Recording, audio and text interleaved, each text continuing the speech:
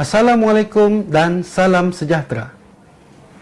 Tanggal 5 Oktober 2020 lalu, satu taklimat kepada Timbalan Ketua Menteri 1 merangkap Menteri Kerja Raya Sabah yang berhormat Datuk Seri Bung Mokhtar Radin telah diadakan di Bilik Mesyuarat Kinabalu JKR Sabah. Taklimat ini telah disampaikan oleh Yang Berbahagia Datuk IR Richard Jomiji Kinsil.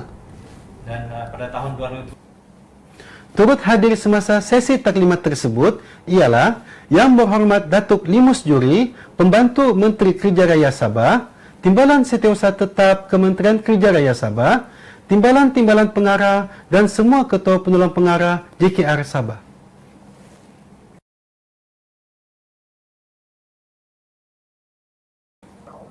Antara kandungan taklimat yang telah disampaikan adalah mencakupi visi misi, pengurusan projek, pengurusan aset, hala tuju JKR dalam era digitalisasi dan isu serta cabaran bagi mencapai misinya, iaitu untuk menaik taraf pembangunan sosioekonomi dengan menyediakan prasarana fizikal yang teguh dan mantap melalui pembinaan jalan-jalan raya dan bangunan-bangunan institusi awam di Sabah.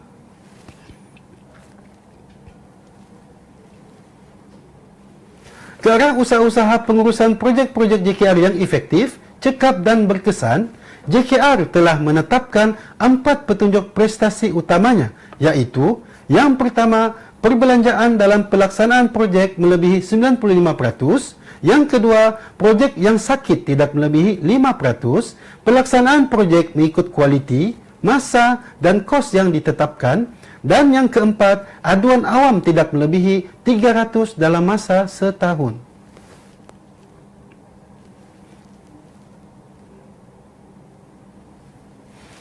Antara menjadi perhatian Yang Berhormat Menteri semasa taklimat ialah pelaksanaan Lebuh Raya Pan Borneo. Projek Lebuh Raya Pan Borneo Sabah akan dilaksanakan dalam 3 fasa, iaitu fasa pertama, pembinaan lebuh raya sepanjang 706 km yang melingkari rantaian jalan raya yang menghubungkan Sindumin, Kota Kinabalu, Kudat, Ranau, Miles 32 Sandakan dan Tawau. Sementara, fasa 2 adalah rantaian lebuh raya yang menghubungkan antara Tamparuli dan Ranau sepanjang 98 km dan fasa ketiga adalah rantaian lebuh raya yang menghubungkan antara Tawau, Kalabakan, Keningau dan Kimanis sepanjang 432 km.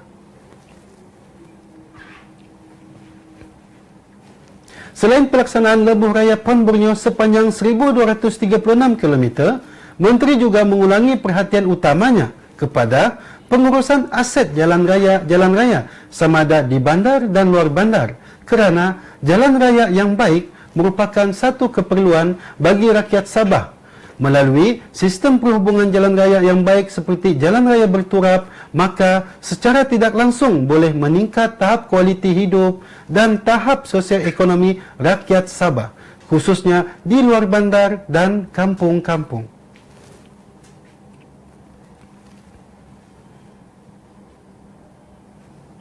Untuk memacu dan merancangkan lagi gerak kerja untuk merealisasi misi JKR, Menteri juga mencadangkan agar satu jawatan kuasa khusus dibentuk, bukan sahaja untuk mengkaji pendekatan dan mencari idea-idea bagi melaksanakan dan menaik taraf sesuatu projek jalan raya di Sabah.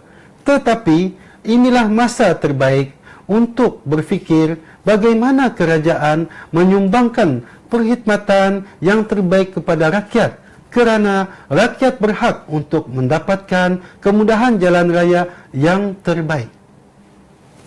It's a high time for us. I think kita mau set up satu special committee untuk kita study which approach that kita boleh save masa, then we will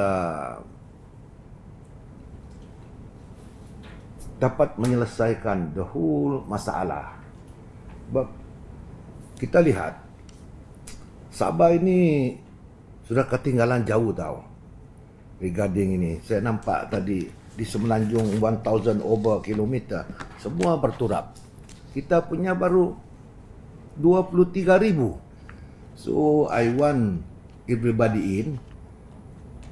We have to think how we get through, break the iceberg for the first time untuk kita juarai masalah jalan raya ini. Kita tidak mau lagi jalan raya kita macam sekarang. Aduh, pergi Kota Kinabalu punya sengsara. Very stubborn. Lubang sana, lubang sini. That is true. But we spend juta-juta juga, saya nampak. So, we have to come out with a few idea, with collected idea. There must be an answer for this. Saya tidak nampak tidak ada jalan. Then but we must start. Kita kena ada keberanian untuk menghadapi semua ini.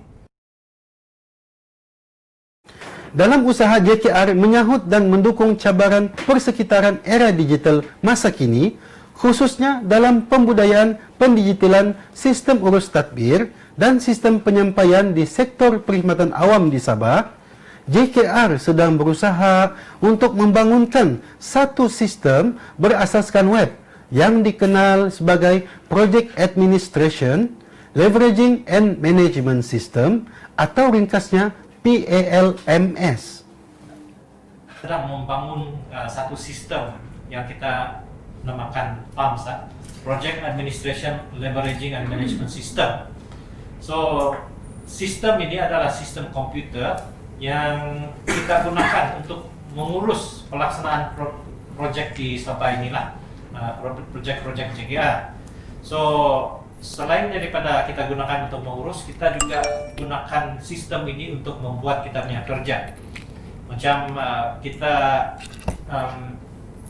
isu surat tawaran, setuju terima, ROI, semua ini kita boleh gunakan sistem ini.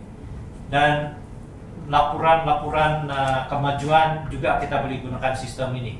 Daripada daerah, dia akan terus ke sistem ini untuk update dia punya kemajuan kerja. So means to say we need this system supaya kita boleh memantau projek-projek pelaksanaan projek di seluruh Sabah dengan lebih efektif lah. Antara isu dan cabaran yang dihadapi oleh JKR Sabah adalah berkenaan kenderaan lebih muatan yang memberi kesan ke atas struktur jalan raya, terutama sekali di Telupit, Kalabakan dan kawasan-kawasan industri sawit pantai timur Sabah. Selain itu, cabaran yang dihadapi adalah di dalam melaksanakan kerja-kerja pelebaran dan menaik taraf jalan raya di kawasan majlis, kampung atau luar bandar, iaitu lebar jalan raya yang terhad memandangkan terdapat rumah-rumah dan juga struktur sedia ada di sepanjang jalan. Sekian, saya Muhammad Johari, sampai berjumpa lagi.